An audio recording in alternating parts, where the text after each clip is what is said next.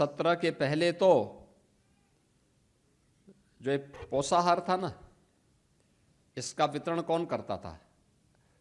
उत्तर भारत का जो सबसे बड़ा शराब माफिया था, उसको सरकार ने पैसा लेकर के ठेका दे रखा था।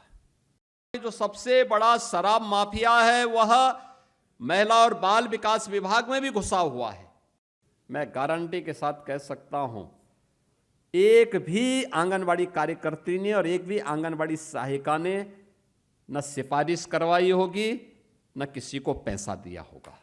17 के पहले संभव ही नहीं था। सिफारिश और पैसा दोनों चलता था।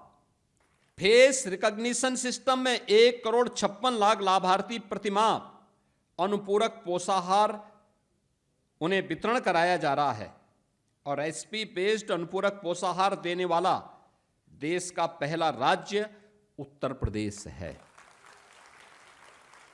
35 लाख बच्चों को प्रतिदिन प्रोटीन कैलोरी युक्त हॉट कुक मील उपलब्ध कराया, यानी गर्म भोजन, पौष्टिक भोजन उन्हें उपलब्ध करवाने का काम भी आज प्रदेश के अंदर 35 लाख बच्चों के लिए उपलब्ध करवाने का कार्य भी सफलतापूर्वक आगे बढ़ा है।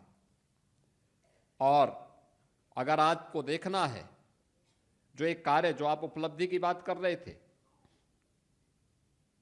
जिनके बारे में मैंने भी और हमारे दोनों मंत्रियों ने भी अभी बात कही है, क्या ये 17 के पहले संभव था? नहीं, क्योंकि 17 के पहले तो जो एक पोषाहार था ना, इसका वितरण कौन करता था? उत्तर भारत का जो सबसे बड़ा शराब माफिया था, उसको सरकार ने पैसा लेकर के ठेका दे रखा था और वही तय करता था, वही ये तय करता था। मैं बहुचक था जब 17 में सरकार बनी, तो मैं इस बात को लेकर के बहुचक था कि जो सबसे बड़ा शराब माफिया है वह महिला और बाल विकास विभाग में भी घुसा हुआ है। जब मुझे जानकारी मिली, मैंने कहा भाई ये तो शराब माफिया है, शराब माफिया का यहां क्या काम?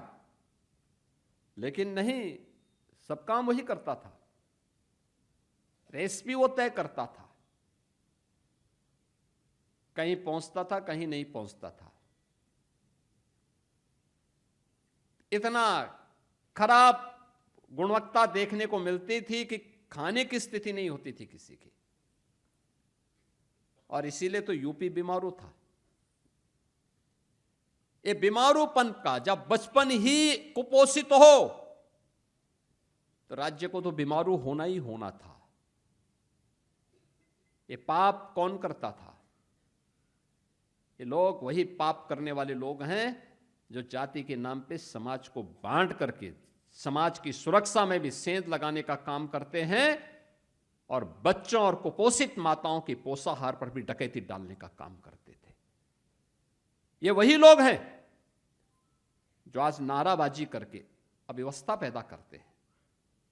आप सोचो ना, एक तरफ इन बच्चों और कुपोषित माताओं के पोषाहार पर, उनके पुष्टाहार पर एक शराब माफिया के माध्यम से ये लोग प्रहार करते थे, और दूसरी तरफ ये जितनी नियुक्तियां हुई हैं, ये जितनी नियुक्तियां हुई हैं, 46 जनपदों में 754 नवचयनित आंगनबाड़ी कार्यकर्तियों को आज नियुक्ति पत्र वितरण किया जा रहा है। 44 जनपदों में 17,686, डाटा देखें ना कितना बड़ा नंबर है, 17,786 ये नियुक्ति पत्र वितरण का कार्यक्रम आज संपन्न हो रहा है। 17,686 और 754 नवचयनित आंगनबाड़ी कार्यकर्तियों का चयन हो रहा है। मैं गारंटी के साथ कह सकता हूं, एक भी आंगनबाड़ी कार्यकर्त्री ने और एक भी आंगनबाड़ी सहायिका ने न सिफारिश करवाई होगी, न किसी को पैसा दिया होगा। क्या ये 17 के पहले संभव था? नहीं, नहीं। 17 के पहले अगर ये प्रक्रिया प्रारंभ हुई होती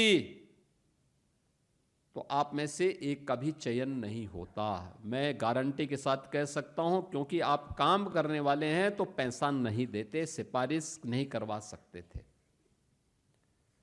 आपकी सिफारिश करने वाला भी नहीं रहा होगा,